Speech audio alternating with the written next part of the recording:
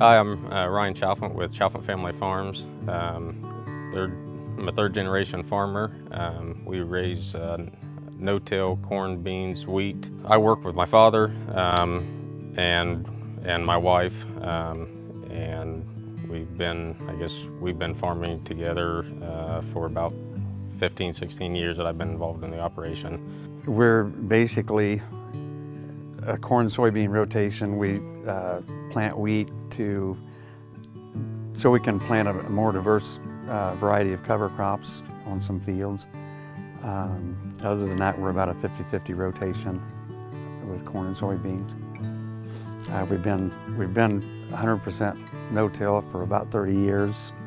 We've been 100% cover crops for about 7 years, and we systematic tile our fields as we can. Well, we've got a couple of windmills, but we're also using solar to power the grain setup, and we think it's going to be a good.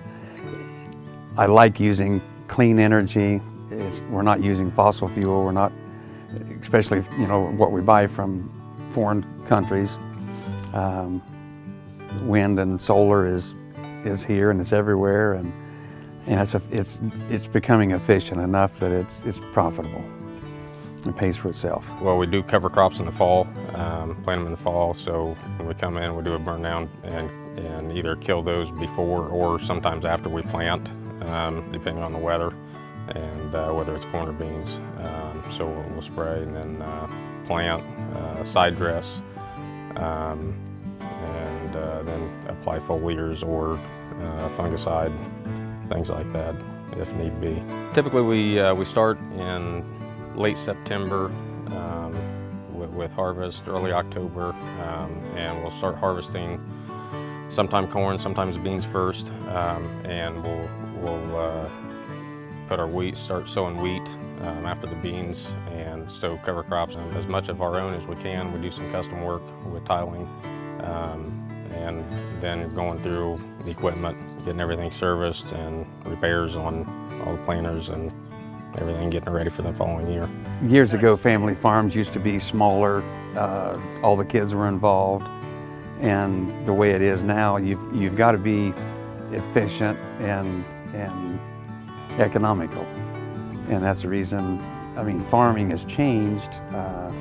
We're still a family farm, but because we work together and the family's involved, but it's a smaller part of the family, and the fields have become larger because you've got to use larger equipment and to be more efficient. We're such a world market anymore, more than we have been in the past, and the value of the dollar affects us, affects our exports, trade policies, governmental policies, all that affects everything we do.